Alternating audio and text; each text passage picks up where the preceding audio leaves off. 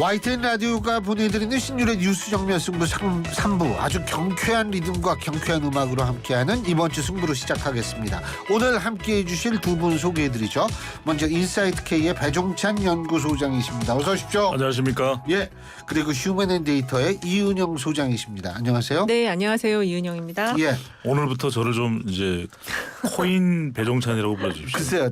그러니까 이제 사실 이게 코인 이 돈을 아까 교수님 홍대 교수님하고 인터뷰를 했는데 이게 버는 사람 엄청 버는데 네. 그 엄청 버는 이유가 그만큼 많은 사람들이 잃기 때문에 많이 번다는 그러니까요. 거거든요. 예. 왜 제가 그 말씀을 드리면 제가 어제 이 김남국 의원 사태를 보면서 네. 망연자실하더라고요. 좀 솔직히 좀 이게 박탈감은 많이 느끼죠. 박탈감을 느끼는데 인생은 도대체 뭘로 살아나? 집에 코인이 없냐? 나는 왜 꼬였냐? 코인이냐? 그래서 이제 집에 코인을 찾아봤더니 토큰이 나오더라고요. 저 피디님 여기 좀 추운 것 같은데 조금만 좀. 근데 피디님 신경 안 써요. 우리. 글쎄 말이에요. 근데 진짜 야. 두 분 코인 안 하시죠? 저는 안 하는데 근데 뭐 박탈감을 느꼈다지만 저는 상대적 박탈감보다는 이게 이제 그 경제 체제라든지 이 지식 정보 이게 급속하게 지금 변화하고 있구나. 근데 그거하고 전 코인하고 별 상관없을 것 같아요. 왜요? 그 코인은 그냥 하여간 새로운 형태. 그러니까 저는 조홍천 의원의 그 표현이 맞다고 보는 게 주식은 복싱인데 이건 UFC라는 거 아니에요. 이종격투기. 근데 이게 또 게임과 연동된 코인들이에요. 김남국 의원이 했던 것들이. 그래서 하여간 이제 세상이 바뀌고 있다는 걸 느끼고 있어요. 근데 모르겠어요. 근데 그게 불법도 아니고 합법도 아니고. 이게 지금 법적 제도가 미비하니까. 규정이 없으니까. 그러니까 이거는 뭐라고 말할 수 없는 거죠. 이 코인 얘기는 나중에 좀 하고. 네네. 자, 일단 배 소장님 승자 누구예요? 저는 승자를 태영호 의원으로 했습니다. 네, 우리 작가님이 호차는 빼버렸네요. 네. 나도 이거 무슨 회사 이름인가? 그랬는데. 작가님께서 처벌을 했네요. 글쎄요. 네네. 근데 태영호 의원을 승자로 한 것은 특별히 잘했다 이거보다는 김재원 전 의원과 비교가 안 될 수가 없거든요. 그렇죠. 그러니까 사실상 윤리위 날짜가 다가오면서는 오히려 더 주목을 받았던 인물이 태영호 의원이었고 이제는 최고위원직은 던졌기 때문에 이제 더 이상 최고위원은 아닙니다만. 그렇죠. 이제 3개월 징계를 받았거든요. 예. 그 이야기는 결과적으로 이 3개월 징계는 태영호의 부활이다. 그러니까 공천권을 날려버릴 수도 있는 그런 정말 절체절명의 위기 상황이었는데 그것을 벗어났다. 그리고 따지고 보면은 태영호 의원의 대응은 상당히 용의주도했다고 볼 수 있거든요. 그러니까 어느 순간 이 4.3 사건이나 5.18 이야기할 때는 좀 강경했었는데 단호했었는데 여론이 상당히 악화되니까 내 잘못이다. 모든 것인 나의 당과 대통령에게 누를 끼쳤다. 그리고 이진복 정부수석은 그 어떤 내용의 이야기도 관련된 공천권 이야기를 한 적이 없다. 그리고 저는 정말 탁월한 게 이게 누구로도 조언을 받았는지 본인 스스로의 그 사선을 넘어서 대한민국으로 올 때의 그 절박한 상황들 자체가 연결된 것인지 최고위원직을 딱 던져버려요. 근데 일각에서는 김재원 전 의원에 대해서도 최고위원직을 던지는 게 좋겠다라는 그런 이야기들이 나왔었거든요. 근데 정작 정치 경험은 김재원 전 의원보다도 적은 대부분의 자기 인생을 북한에서 살아왔던 태영호 의원이 최고위원직을 던지고 가장 정치적인 수단을 동원합니다. 그런데 결과적으로는 최종 결과는 이게 참작이 됐을 것이다. 그리고 3개월에 경징계로 봐야 되지 않을까요? 그렇죠. 경징계가 내려진 이유 그리고 다시 내년 총선에서 부활할 가능성이 상당히 생겼다라는 점에서는 태영호 의원이야말로 정치적 성자다라는 판단입니다. 이게요. 우리나라 사람들이 북한에서 제일 좋은 대학 그러면 김일성 대학만 생각하는데 그렇지 않아요. 네. 태영호 의원은 평양 외국어대 출신인데 평양 외국어대 출신 중에 우리나라에 이 탈북하신 고위급 외교관들이 꽤 많습니다. 예. 그래서 사실 우리나라에 이 김일성 대 동문회도 제가 알기로는 있는 걸로 알고 있어요. 예. 예, 말씀하세요. 어쨌든 근데 이 태용 의원이 3개월 받았다는 게 저는 납득이 안 되고요. 김재원 최고는 1년 받았잖아요. 그렇죠. 예. 네. 근데 이 태용 의원은 문제가 그 뭐 여러 가지 발언의 문제도 있지만 그 의원 사무실에 그 인턴직을 좀 약간 돈을 받고서 그 자리를 줬다. 그런 그 경력을 쓸 수 있도록 허용을 해줬다라는 얘기까지 지금 나온 그 마당에서 뭐 의혹이기 때문에 일단 의혹, 의혹. 네. 네네. 의혹인데 어쨌든 그런 부분이 나왔잖아요 기사에서. 그래서 그런 부분까지 좀 점검을 더 잘 해가지고 이 정직 3개월은 저는 말이 안 된다. 그리고 지금 이 지역구민들이 이분 이렇게 송방망이 징계에 대해서 동의하실까요? 저는 절대 안 할 것 같습니다. 아니요. 근데 어차피 강남에서는 2번 이상 안 줘요. 아, 그렇죠. 어쨌든 그러면 이분이 공천 받으면 떨어지시겠네요. 아니요. 공천을 받으면 네. 그거는 모르죠. 받으면 모를 일이죠. 그거는 우리가 뭐 모르는 단언할 수는 거고. 없고 이제 예. 공천을 받을지 안 받을지는 모르는데 진짜 우리 신유 교수님께서 통일연구원 출신이라서 이제 예. 북한 관련된 이야기를 좀 하셨는데 중요한 핵심은 과거까지 이제 다 나오네. 중요한 네. 핵심은 이런 것 같아요. 아직까지 태영호 의원의 결정이 내려진 것이 이제 10일 날 결정이 내려져서 기간상으로는 한국갤럽조사의 조사 기간 내에 들어가 있습니다. 9일부터 이제 11일 이게 예. 개요 이미 말씀드렸죠. 맞아요. 네네. 그래서 아까 저 일부에서 말씀드렸어요. 예, 그렇기 때문에 일부가 참 좋네. 예, 그래서 그럼요. 이제 국민의힘 지지율이 직전 조사보다 더 올라간 35%거든요. 네. 더불어민주당은 30%. 그런 거 보면은 태영호 의원에 관련된 것은 그다지 크게 아직까지는 여론에 투영돼 있지는 않다. 뭐 아니, 앞으로 이제 지켜봐야 되기는 하겠습니다만 그래서 제가 이제 뭐 태영호 의원에 대한 징계가 잘했다는 걸 떠나서 깜짝 놀랐던 부분은 성자로 꼽았던 이유는 오히려 뭐 3선 4선 실제로 이제 김재원 전 최고위원은 박근혜 정부에서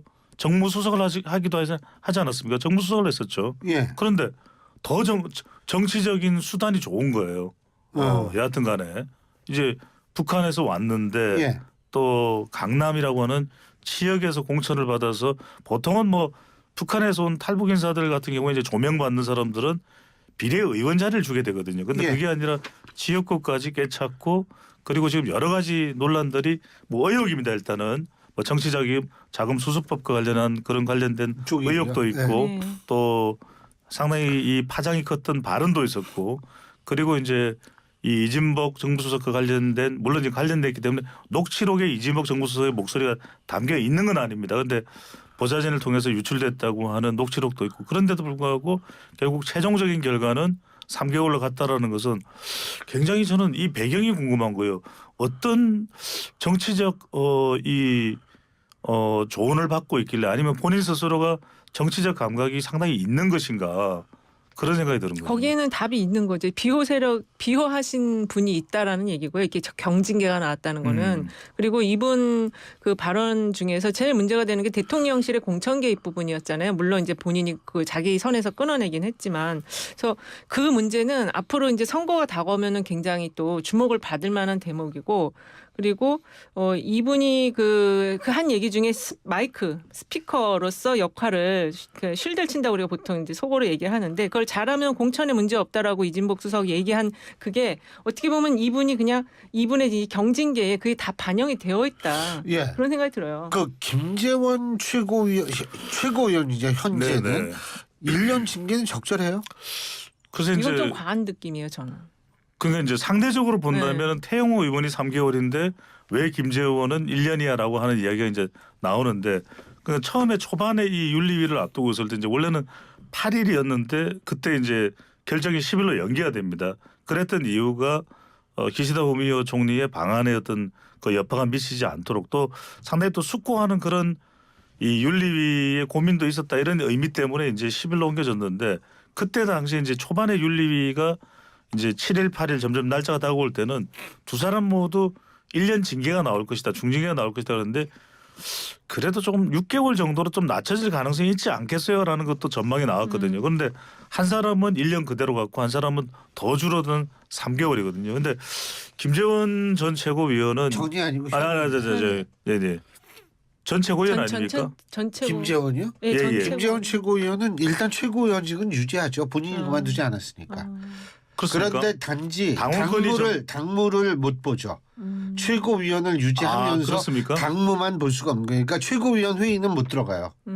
아, 당원권이 정지됐음에도 불구하고요. 최고위원은 못 들어가요. 아, 최고위원직은 유지가 되네요. 아, 최고위원 그렇군요. 회의는 못 들어가요. 그럼 본인이 네네네. 사퇴를 해야지 되는 그렇죠, 상황이어서. 그렇죠. 그래가지고 지금 한 자리만 이걸 보충해야 되는지 다시 이제 보궐선거 비슷한 걸 예, 해야 예. 되는지 이 논란이지 두 이게 자리는 아니에요. 시청자들한테 청취자분들께 잘 전달될 필요가 있거든요. 그러니까 네. 최고위원직은 유지가 되는데 정지 1년이기 때문에 당무는 1년간 볼 수가 없는 볼 수가 상태예요. 없기 때문에 최고위원 회의에도 참석이 자, 바로 이 불가합니다. 대목입니다. 그래서 이제 나오는 이야기는 워낙 여론이 안 좋기 때문에 김재원 전 의원에 대해서는 당원권 1년 중지를 가되 이게 또 소청을 통해서 구제를 받을 기회가 또 없는 건 아니거든요. 그렇죠. 그러니까 어느 정도 여론이 다독거려지고 뭐 연말이나 내년 연초 이런 연초에 그런 소청을 신청하고 구제를 해달라 다시 재심을 해달라 그러면 그때 뭔가가 좀 변화가 있을 수 있지 않을까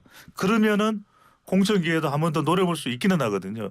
근데 그런 상황이기 때문에 제가 이제 관심을 가졌던 것은 10일 날 결정이 내려지고 한 10시경에 내려졌어요. 밤 10시에. 예.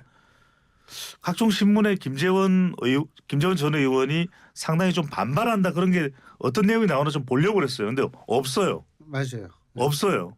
그 이야기는 저는 김재원 전 의원이 일단은 좀 지금은 차분하게 어차피 본인이 극도로 반발한다고 해서 한다면 더 좀 부정적인 여론이 들끓을 수 있으니까 좀 시간이 지나면서 어떻게 구제될 수 있는 방법을 노리는 것 아닐까라는 생각이 들어요. 예. 예. 네, 어쨌든 이선님. 제가 볼 때는 이 김재원 최고위원은 이제 종교 집단 쪽과의 어떤 연계성 부분이 좀 뭐 징계를 받은 좀 주요한 원인이었고 태용 의원은 본인 자체의 발언인데 그게 결국에는 정부와 대통령실을 좀 방어막 치는 그런 발언들이어서 그래서 이 징계의 차이가 있는 것이 아닌가 그런 생각이 들고요. 그다음에 저는 지금 승자를 김관진 그 대통령 직속 국방혁신위원회 부위원장을 꼽았는데요. 예. 어쨌든 이분이 지금 댓글 공작으로 아직도 이제 여러 가지 재판을 받고 있고 또 직권남용으로도 재판 중임에도 불구하고 이분을 가장 중요한 그 국방 개혁을 위한 적임자로 대통령이 뽑았고 그분을 올렸다라는 거에 대해서 아무튼 승자다.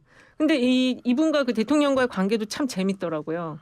이 댓글 공작 관련해서 이 유죄 지금 재판을 받고 있는 이 상황이 일어난 원인이 결국 그 대통령이 서울중앙지검장 때 수사했던 그 이유 때문이거든요. 예. 근데 이게 지금 김태호 지금 안보실 1차장하고 비슷해요. 그 대통령께서 죄를 주고 그리고 또 그 사람을 다시 써서 충성을 하게 만드는 참 희한한 인연들을 가지고 지금 이 중요한 국방개혁에 적임자로 지금 임명을 했다라는 게 좀 어쨌든 승자로 꼽았습니다. 알겠습니다. 네. 자, 요 부분 이후부터는 4부에서 또 얘기 계속하죠. 네. YTN 라디오가 보내드리는 신율의 뉴스 정면 승부 4부 시작합니다. 자, 3부에 이어서 저희가 계속 얘기를 할 텐데요. 지금 현재 스튜디오에서는 휴먼앤데이터의 이은영 소장 그리고 인사이트 K의 배종찬 연구소장 두 분과 함께하고 있습니다. 자, 이 패자는 누굴 꼽으셨어요? 배종찬 소장님은? 제가 먼저 할까요? 네. 아니 이현영 선생님 먼저 하시겠다. 저는 그래요? 이제 취임 1년 아무래도 지금 네. 대통령 취임 1년이어서 방송 3사도 다 여론조사를 했더라고요. 그래서 근데 그 결과가 여론조사 결과가 그렇게 썩 취임 1년치고는 좀 낮아서 패자를 취임 1년으로 꼽았습니다. 예. 취임 1년 대통령 지지율. 그래서 지금 우리가 앞서 일부에서 이거 개요는 말씀드렸기 때문에 반복하지 않겠습니다만 네. 한국갤럽 같은 경우에는 35%. 근데 한국갤럽 기준으로 이명박 대통령의 1주년 그 지지율이 34%였어요. 그렇죠. 네. 야, 그러니까 1% 포인트로 앞서긴 앞섰는데 예. 제일 낮은 대통령이 노무현 대통령이었죠. 그렇죠. 노무현 대통령 25%인데 그죠? 탄핵식이어가지고 그건 좀 상황이 좀 달라서 동일하게 예. 취급하기는 어렵고요. 맞아요. 네. 근데 이제 이현영 선생님 말씀대로 지지율이 낮다는 것은 결국 성적표입니다. 성적표를 임기 1년 시점에 윤석열 대통령이 좋은 성적표를 못 받았다. 근데 이제 그럴 수밖에 없는 구조가 있는 것 같아요. 일단은 구도상으로 보면은 역대 뭐 이런 구도는 없었다. 왜냐하면 대통령 임기 1년 동안 직전 대선 후보, 대선에서 맞붙었던 상대와 계속 대결 구도가 이어지고 있는 거예요. 예. 역대 이런 경우는 없었거든요. 왜냐하면 대선에서 일단 패배하면은 다들 이제 외국 나가죠. 자숙을 하거나 정중동을 하거든요. 심지어는 문재인 전 대통령도 2012년 대선에서 패하고 난 그 다음 날이었나요? 그래서 이제는 물러갑니다. 이랬단 말이에요. 그런데 지금은 이제 대선에서 맞붙었었는데 그 결과 그대로 수용이 되는 것이 아니라 사실상 계속 이어지고 있는 거죠. 여소야대 정국도 이어지고 이 구도에서 탈피를 못하는 것이고 만약 그렇다면 이런 우여곡절 상황을 뛰어넘을 수 있는 윤석열 대통령의 정치적 노련미가 나와야 되는데 근데 또 비정치인 출신이잖아요. 예. 이것도 이제 역대 대통령하고는 전혀 다른 환경이거든요. 그렇죠. 그러니까 가령 YS 같은 경우에는 이럴 때 뭐 하나의 척결이라든지 국민의 마음을 확 끌어당길 만한 그런 이제 조치를 취합니다. 보면은 일종의 이제 허니문 기간 동안에 대통령의 중도층까지도 아우를 수 있는 진영을 넘어설 수 있는 뭔가 이제 정치적 액션이 나오죠. 그런데 이제 윤석열 대통령은 전광판 안 보고 간다 뭐 이런 상황이다 보니까 이 구도를 뛰어넘을 만한 정치적 노련미가 나오기 힘든 이 상황이 계속 전개되고 있는 거죠. 이게 지금 예. 취임 1년차 지지율이 대체로 나온 거 보니까 전화면접 조사는 한 30대 중반에서 뭐 약간 후반, 중반에서 후반 약간이고 ARS 조사가 이제 한 40%대 나왔는데 그 역대 대통령들 보면 문재인 대통령이 취임 1년 때 78% 나왔어요. 그리고 탄핵을 당한 박근혜 대통령은 57%. 근데 이제 바로 저는 네. 문재인 대통령도 노무현 대통령과 같이 이렇게 일반화시키기 어려운 게 네네. 탄핵 그 영향이 이 이어지는 일년까지 그 컨벤션 효과가 있었겠죠. 그래서 좀 아니 근데 예외적으로. 박근혜 전 대통령도 57%나 나왔다니까요. 그러니까 이 시기에 1년차 때는 아직까지는 좀 힘을 더 실어주는 시기여서 50% 이상은 나와야지 국정 운영을 할 수가 추진해 갈 수가 있는데 이거는 지금 너무 낮은데 그 원인 분석에 대해서 저는 정치를 하지 않은 대통령이기 때문에 이렇게 좌충우돌 그리고 자신의 생각을 그냥 밀고 가는 주변의 이야기를 듣지 않는 이런 흐름 때문에 이 결과가 나왔다고 생각을 하고 사실 이 숫자 말고 분야별 평가들은 더 참혹해요. 거의 낙제 점수예요. 그래서 이 상황으로 과연 지금 이야기가 나오는 게 대통령 얼굴로 총선 치를 수 있겠는가. 못 치른다라는 게 여당 안에서도 나오는 이야기거든요. 글쎄요. 그러니까 그거는 예, 이제 역대 대통령이나 이제 대통령 얼굴로 치를 수 없다라고 그러면 뭐 어떻게 대통령을 바꿀 거예요? 뭐 할 예. 거예요? 저는 이제 윤석열 대통령이 대선 때로 돌아갈 필요가 있을 것 같아요. 왜냐하면 대선이라는 이제 선거를 앞두고 있을 때는 본인의 스타일도 사실 좀 바꿀 수가 있거든요. 그래서 보면 대선에서 선거에서는 이겨야 되니까 져서는 안 되는 전쟁이니까 그러면은 역대 대통령도 보면은 대선 때는 너무 좋아요. 대선 이 과정에는. 예. 근데 일단 대통령이 되고 나면 대선 때의 그 만족스러웠던 모습은 또 온데간데 없어요. 그래서 윤석열 대통령도 저는 대선 때 뭐 바꿀 수도 있다. 특히 이제 중요한 것은 결국 우리나라 이 국정 운영의 성공의 요체는 연합으로 가야 돼요. 그러니까 김대중 전 대통령이 그래도 지지율 높게 이 유지할 수 있었던 이유는 호남 정권이 예. 이 갈 수 있었던 이유는 결국 DJP 연합이거든요. 그러니까 윤석열 대통령도 지난 대선에서 20대 60대의 세대 포이론 그렇다면 이제 젊은 세대들이나 중도를 어떻게 좀 아우를 수 있느냐. 그런데 지금 1년여 과정에서 이준석 전 대표하고도 예. 이제 충돌이었고 또 중도를 표방하고 또 단일화를 했던 안철수 의원하고도 충돌이거든요. 저는 이 사람과의 이런 좀 충돌 관계를 윤석열 대통령이 어쨌거나 간에 좀 안고 가야 알겠습니다. 예, 지지율을 높일 수 있는 방법이 뭐 되겠죠. 어쨌든 그 뺄셈 정치가 아니라 덧셈 정치를 해야 예. 되는데 계속 그런 뺄셈 부분이 정치를 하고 계시죠. 그게 네. 문제라는 얘기는 그렇습니다. 뭐 한둘이 얘기를 하는 게 그러니까 아니고 이제 아무도 얘기를 안 해요. 네. 총선 성적표 받아야지 이제 정리가 된다. 이렇게 근데 보는 거죠. 그거야 뭐 좀 왜냐하면 이 총선까지 워낙 많은 일들이 그렇죠. 벌어질 가능성들이 네. 많아요. 저는 자 패자. 예, 저는 그것도 지금도 이제 이것도 영향이 좀 아니 그래서 오늘은 지금 시간 관계상 예. 성부처는 못할 것 같아요. 네, 그냥 그럽시다 뭐. 예, 네. 왜냐하면 네. 이게 굉장히 뭐 지금 화제의 중심에 서 있기 때문에 예.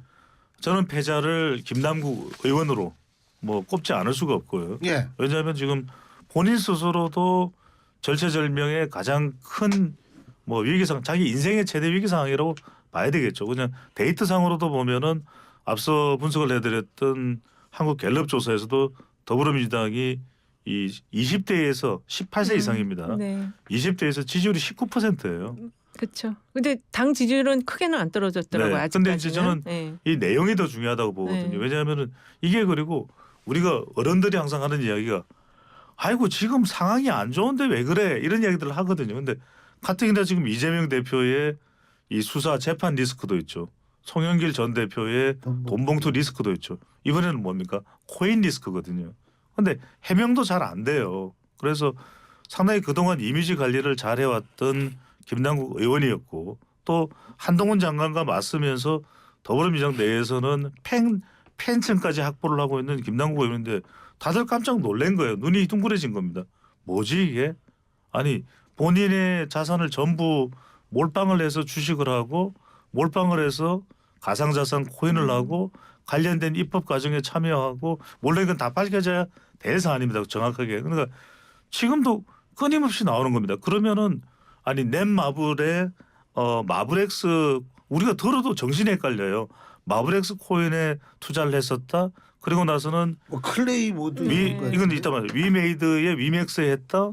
그러고 나서는 그 이후에는 또 클레이페이에 또 대량 또 그러니까 클레이페이 같은 경우에는 600만 코인인데 거의 10분의 1이에요.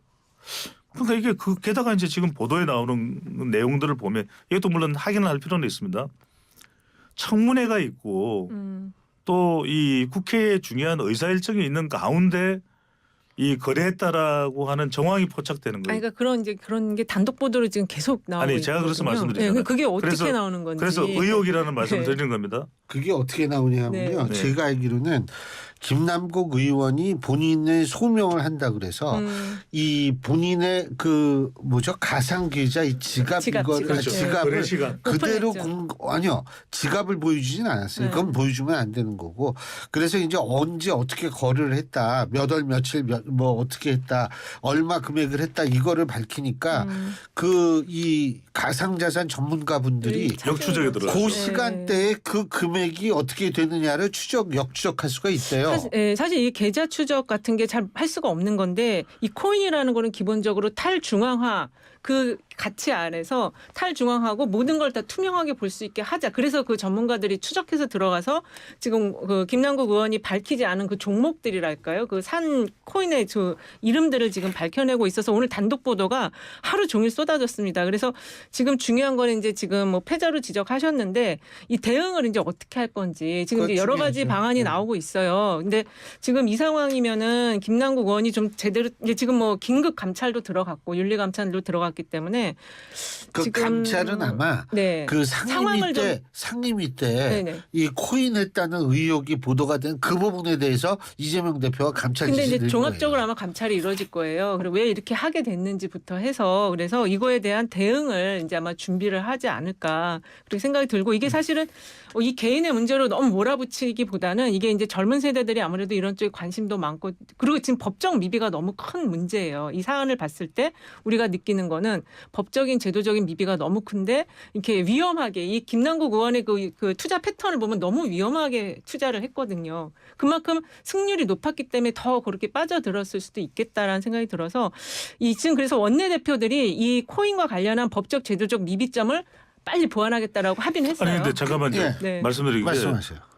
이건 법적 미비점은 이 그거는 김남국 다른 차원의 의원의 문제가, 의혹을 네. 밝히는 거하고는 전혀 다른 차원이에요. 그건 당에서 그거는 빨리 이제 밝혀야죠. 그거는 국회에서 응당해야 되는 네, 일인 것이고 그렇죠. 정부 부처에서도 지금 김남국 의원과 관련된 의혹은 도저히 단 하나도 납득이 안 된다는 거예요. 왜냐하면은 처음에 그러면은 이 LG 디스플레이 주식을 5만 주 이상 562사 준 624준 거예요. 정확하게 이제 확인해 아니 특정 종목에 5만 주 이상을 갖다가 개인 투자자가 몰빵을 한다는 걸 그것도 이해하기가 힘들고 그 종잣돈이 되는 6억 원이 됐든 그 돈이 어디서 나왔냐는 그 거예요. 전세자금 그런데 보증금.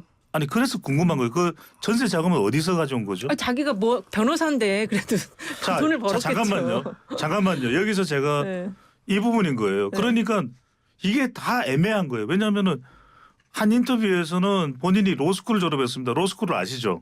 신유 교수님도 아실 텐데 로스쿨은 일반적인 전문대학원하고 다르게 엄청난 돈이 들어가요. 맞아요. 그래서 그럼 로스쿨 다니는 동안에 김남국 의원이 다른 근데 뭐 할. 참고로 로스쿨 돈은요 네. 거의 요새는 장학금을 많이 줘요. 그렇죠. 거기서. 맞아요. 네네네. 그러니까 이게 왜냐면 네. 학생 수 채우려고 장학금을 굉장히 많이 줍니다. 그러니까 맞아요. 특히 이제 서울 이외 지역이 있는 로스쿨들은 좀 그런 거는 있어요. 네. 네. 하여튼 저는 김남국 의원이 서울 이해 지역인지 어딘지는 잘 모르겠는데 여하튼간에 그 돈도 지금 해명을 하라고 왔는데 정확하게 이야기는 안 해요. 근데 이 변호사라서 100만 원 벌기도 힘들다라고 이야기를 했던 본인이 유튜브에서 그 얘기를 그 이야기를 한것 했었더랬어요. 같더라고요. 그리고 예. 이제 뭐 구멍난 그런 신발도 이야기를 했었고 저는 그럴 수 있다고 봅니다. 이제 아무리 잘 살고 못 살고 뭐 따지지 않더라도 사람이 굉장히 이 검소하게 그런 생각을 할 수 있는데 그게 중요한 게 아니라 이 그 내용을 지금 의혹들이 가득 차 있기 때문에 그걸 밝히라는 것이거든요. 그리고 예. 이제 LG 디스플레이를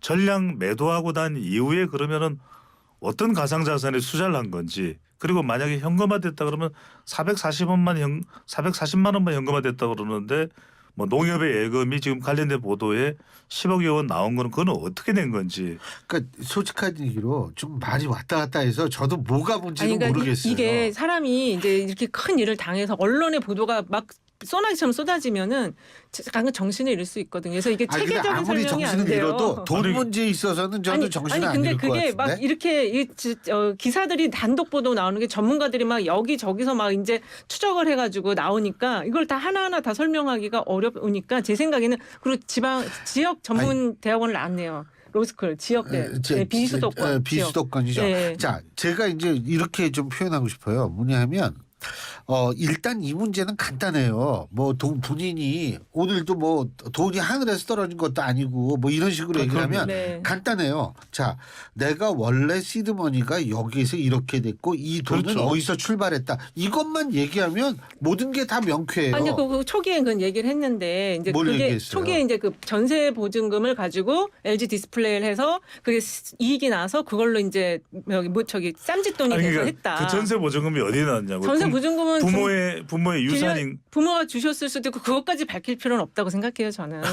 그게 이제 상속 증여. 아니 왜냐하면 이거 자체가 불법적인 건 아니니까. 본인은 상속 증여가 없다라고 제 기억으로는 얘기한 네네. 걸로 기억하고 있거든요. 아니 그러니까 이제 여기서 이 한 사람의 정치인의 어떤 그 뭐랄까 모럴 해저드라고 할까요? 이거를 네가 네. 돈이 어디서 났냐 그렇게 근데 이 소장이 추적할 필요는 없다. 일반인들은요. 네. 그 상속 증여가 했다라고 만일 저는 그럼 상속세를 김남국 냈겠죠. 의원이 상속을 받았다거나 증여를 받았다는 얘기는 절대로 아니에요. 본인이 부인을 했어요. 네. 근데 지금 돈 나올 데가 없으니까 그렇다라고 가정을 하는 겁니다. 일반인 같으면 그거 나중에 엄청 세금 내요. 그러니까 이현영 선생님 말씀대로 그게 이 지금도 이 가상자산에 투자하거나 이런 게 불법은 아니에요. 불법 아니에요, 그리고 이거는. 이제 재산 등록 그걸 밝힐 필요도 없고. 의무도 네. 없고 하지만 지금 엄청난 의혹이 되고 있잖아요. 네. 그러면은 전 재산과 정치 생명을 건다고 이야기를 했잖아요.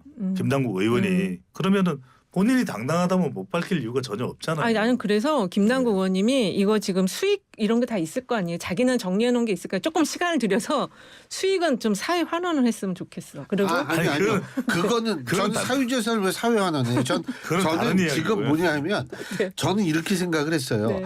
법적으로 이게 문제가 되지 않는다는 거는 김남국 의원의 그 얘기는 저도 일정 부분 동의를 합니다. 네.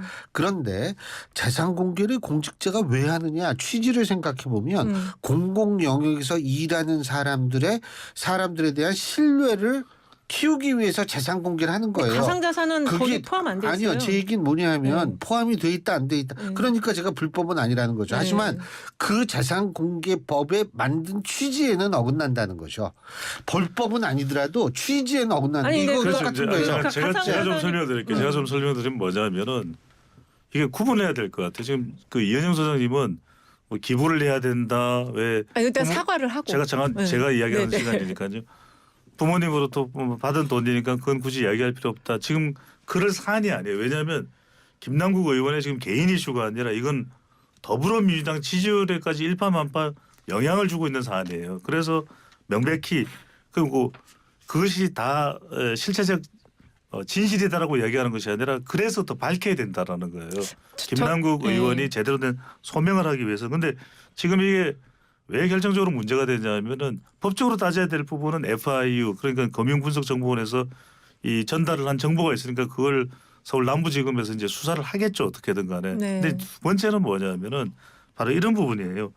이게 법조인이잖아요 김남국 의원도. 그리고 한당훈 장관에 대해서도 계속 뭐 또는 정부에 대한 대정부 질문을 할 때도 뭐가 법적으로 잘못된 경우에는 그 부분을 법조인이기 때문에 김남국 의원은 더 따졌단 말이에요. 네. 그런데 지금 재산 공개와 관련해서도 이거는 우리가 헌법이나 이런 이 재산 공개에 대한 법적 취지에도 두 가지.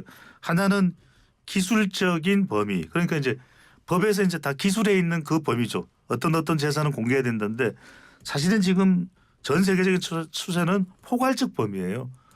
사실 이것도 우리 국회가 빨리 수용을 하는 건데 관련된 본인과 직계가족과 부모와 형제 자매 다 공개해야 돼요. 사실은. 그게 맞아요. 왜? 불법적으로 연루가 되지 않았나. 그 정도의 공직의식을 가지고 국회로 그거는 더불어민주당뿐만 아니라 국민의힘 모든 정의당 진보당 다 마찬가지예요. 네. 그다음에 이제 두 번째는 뭐냐면 지금 좀 이게 짧게 해주세요. 지금 이게 아니 네. 그래서 제가 성부처를 안 한다 그랬잖아요. 네. 그래서 이제 그다음에 마지막으로 이제 옮겨가 있는 이 가상자산에 거의 10분의 1 정도의 코인을 던져요. 그런데 이게 사실 거의 클레이페이라고 하는 것은 이 자체가 없어져 버렸단 말이에요. 그러니까 네. 이런 부분을 예. 소명하라는 거죠. 아니 근데 어쨌든 납득이 돼요. 자, 네, 이제 네. 말씀하세요. 그러니까는 지금 그 법무부에서 한동훈 장관도 공무원들의 가상자산 보유 현황은 비공개 결정을 했어요. 그러니까 지금 말씀하신 것처럼 법적 대조적으로 미비한 거에 대해서 가족까지 다 공개하라고 가족도 고지하지 않겠다라고 표시를 할 수 있게 돼 있거든요. 그래서 그런 부분으로 접근할 거는 아니고 이게 지금 제도적 미비와 플러스 개인의 어떤 약간의 모랄 해저드가 같이 있는 문제이기 때문에 그리고 사실 지금 2030 세대들이 관심을 많이 갖고 있는 또 영역이에요. 자기가 재테크의 수단으로서 그래서 우리가 이 문제 사회적 이슈라고 한다면 개인의 이슈가 아니라고 한다면 이 제도적인 보완을 마련할 수 있는 그걸 좀 구체적으로 좀 얘기를 해줬으면 좋겠고 김남국 의원은 이제 좀 불투명한 그런 정리가 안 된 부분들을 이미 지금 기자들이 전문가들과 엄청나게 지각 추적을 하고 있거든요. 그래서 빨리 이거 정리를 해주시고 더 이상 이게 이 주말 동안 이 사회적 이슈로 좀 안 됐으면 좋겠어요. 저는. 근데 네. 사실 이게 가장 젊은 사람들은 뭐냐면 느끼는 게 박탈감이에요. 저도 박탈감은 있지만 근데 이게 좀 이걸 통해서 많은 사람들이 그래도 왜냐하면 주식과 부동산은 더 이상 재산 증식이 안 되니까 여기에 관심을 갖는 거거든요. 그리고 이 억울한 거죠. 가상자산 지난번에 가상자산 이 거래소 폐쇄하겠다고 했을 때 예. 젊은 층이 엄청 반발했었어요. 그래서 이거는 좀 그러니까 저는 가져갈 그러니까 필요는 있는 거다. 시간이 제가 다 짧게 됐어요. 짧게 예, 말씀드리면 짧게. 그러니까 사회적 현상에 대해서 이렇다 저렇다 우리가 앞으로 해야 될 일, 졸렌의 의미, 당위성의 의미는 저는 충분히 이은영 소장을 통해서 예. 예. 설명이 들었는데 문제는 뭐냐? 예. 지금 간단하게. 김남국 의원이 예. 본인과 관련된 모든 것을 의문이 없도록 해명을 하는 것이 사실 이거 중요하다. 후쿠시마 알겠습니다. 오염수 문제가 더 큰 사회적 문제인데 그거는 다 묻히고. 죄송합니다. 네. 자, 오늘 두 분 말씀 여기까지 듣겠습니다. 다음 네. 주에 하세요. 예, 이제 지금까지 이은영 휴먼앤데이터 소장 그리고 배종찬 인사이트K 연구소장 두 분과 함께했습니다.